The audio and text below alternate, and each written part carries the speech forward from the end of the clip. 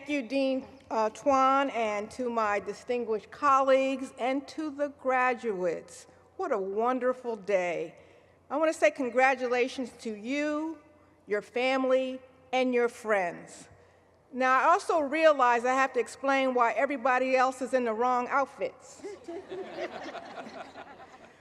Most of the people wearing regalia are wearing regalia that is inspired by the UK or Germany.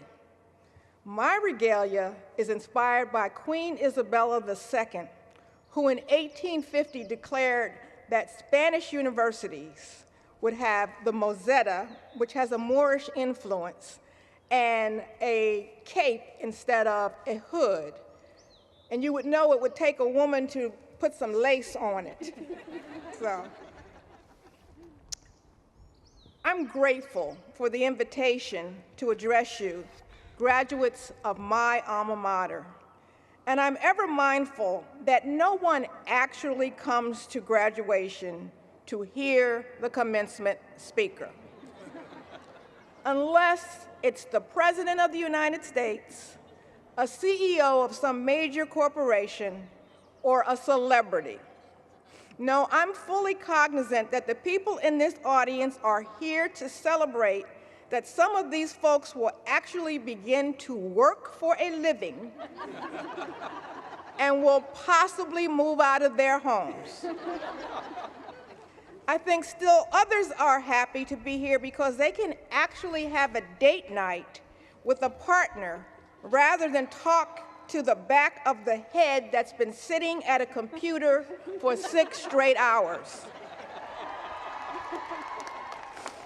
But despite your lack of interest in what I have to say, I am still going to take a few minutes to say something. A few weeks ago, I had the opportunity to address 121 high school seniors, all first generation heading to college, along with their parents and some of their teachers and administrators and tutors as a part of our school district's Avid TOPS program.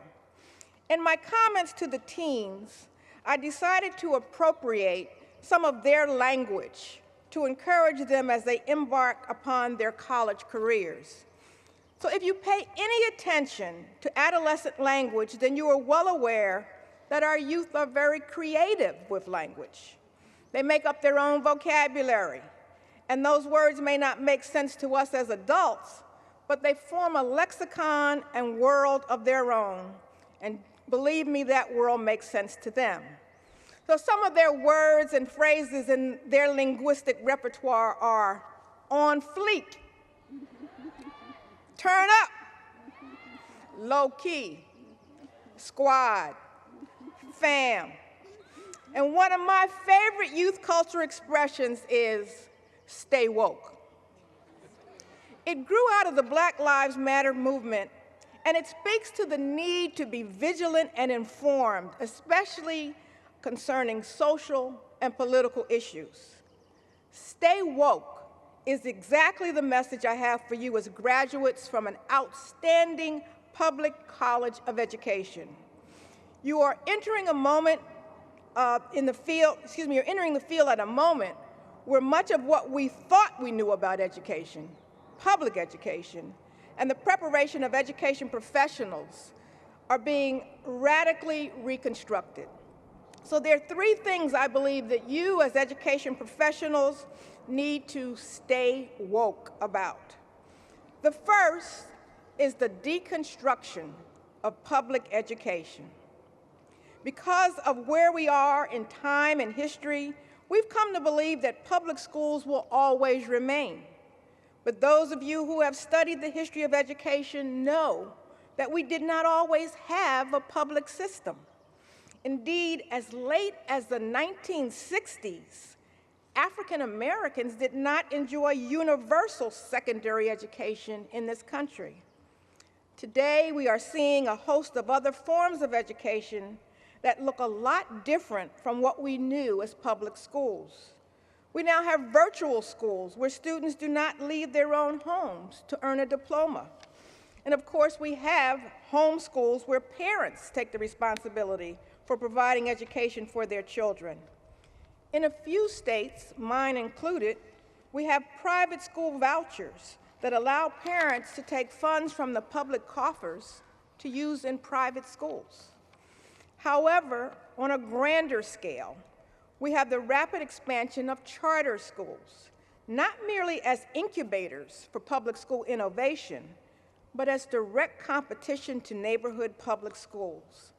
The most extreme example of this is what has transpired in New Orleans, where we have the nation's first district comprised solely of charter schools. And despite limited academic improvement, New Orleans has been heralded as a success, and this model is about to be replicated in the Atlanta public schools. This rapid change from public education for the public good to public education for private advancement is indeed a reason to stay woke. Another reason for you to stay woke is the challenge to teacher education. Now, I realize that not all of you are directly involved in teaching and teacher education, but I will contend that anyone with an interest in education, history, psychology, philosophy, measurement, policy, leadership, curriculum, and so forth, has a stake in this effort to move teacher education out of the academy and into for-profit, loosely regulated fast-track attempts to prepare teachers. We know that professions achieve greater status and prestige with more academic credentials. Consider the rapid professionalization of the nation's nurses. Nursing began as a career undertaken primarily by religious women of the church, that is, nuns or deaconess. Professional nursing in the U.S. developed in the late 19th century, with women being called by hospitals to learn to care for the sick. Originally, nursing training was strictly clinical. However, over time, it became clear that nurses needed additional academic training to accompany their clinical skills. The demand for hospital-trained nurses was slowly supplanted by community or technical college training, and later, a university-based four-year degree. Increasingly, the best nursing staffs include many nurses who have earned a master's degree. This pattern is the exact opposite of the one we seem to be pursuing in teaching and teacher education. If the anti-teacher education forces are successful in unmooring teacher education from the academy, they may next argue that education as a field has no place in the university. Quite frankly, I could make a stronger case for removing the business school from the university. Indeed, some of the nation's best business people never went to business school. But we must remain vigilant about the role and the need for teacher education in the academy. Indeed, we must stay woke concerning teacher education. And finally, the thing that I need you as new graduates to stay woke about is the degree to which we are losing the public debate. Now, you may ask what debate, but I want to suggest that the debate is over the very notion of the concept of the public and what it means to be a part of the public. I've argued for more years than I want to remember that the word public has morphed from a positive to a pejorative. I'm perhaps dating myself, but I do remember a time when the best way to travel in my city of Philadelphia was to take public transportation. It was safe, inexpensive, dependable, and reliable. I received my polio vaccine at a public health clinic because it was safe, inexpensive, dependable, and reliable. My relatives who were struggling to find decent living conditions applied for public housing because it was safe, inexpensive, dependable, and reliable. And most people in my neighborhood who wanted their children to get ahead and improve their lives sent those children to public schools because they were safe, inexpensive, dependable, and reliable. Today, all of the assurances guaranteed by the term public, at least for our society's most vulnerable, have fallen away. Thus, those who are fighting for public education are losing the support of the very public that we need to rally and galvanize. Instead of a public, we increasingly see the creation of smaller, more balkanized individual interests claiming to represent public interests. Our failure to take care of our public schools is forcing us to lose our public. So we must stay woke about the degree to which we maintain authentic relationships with our public. So I've urged you to stay woke about the rapid privatization of public education, the removal of teacher education from the academy, and the loss of public engagement and confidence. On this commencement day, this message may sound less than encouraging, but I want to contend that there is something more than the negative we can see.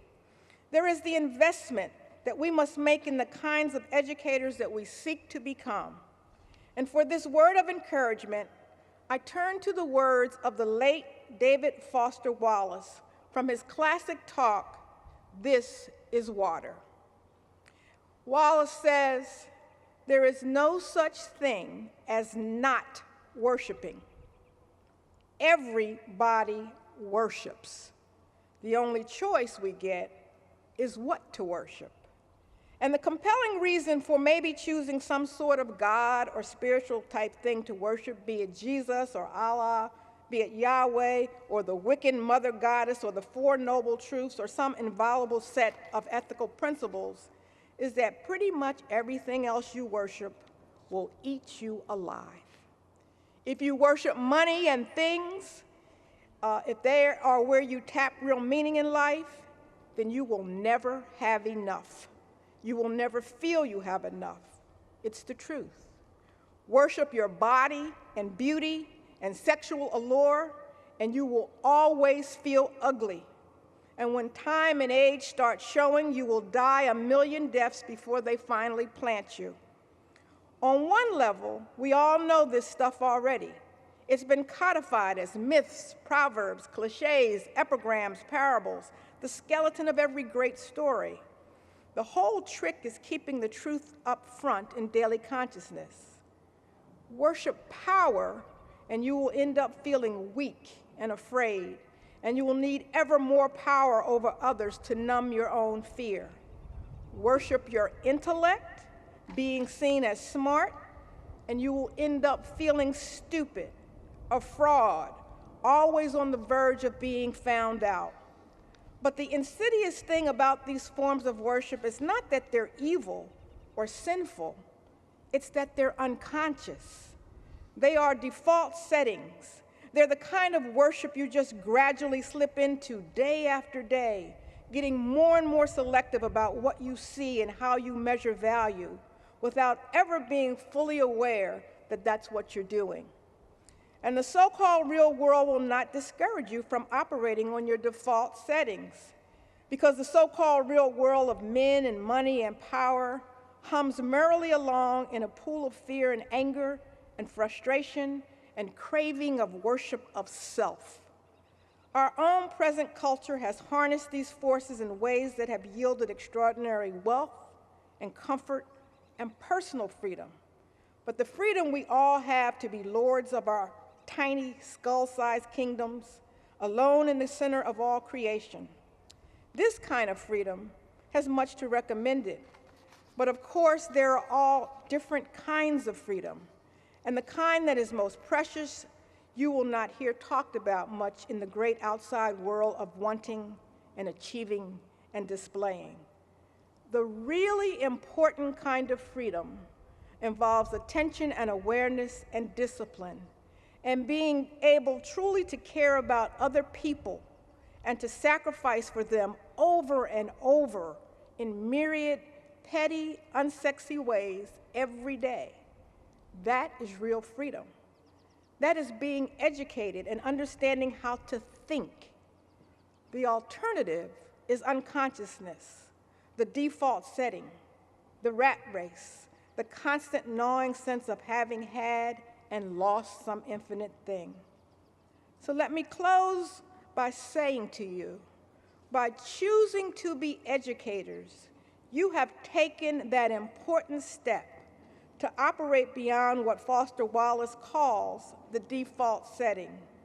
You have made a public declaration that you intend to stay woke. Congratulations to you all.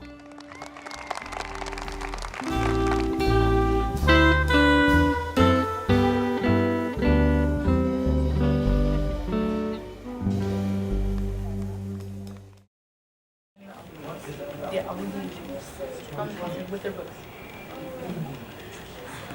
20, 40, 60, 80. 20, 40, 60, 80. Okay. So at this point in the school year, it does not matter to me. In fact, probably won't matter at all this year. Maybe later,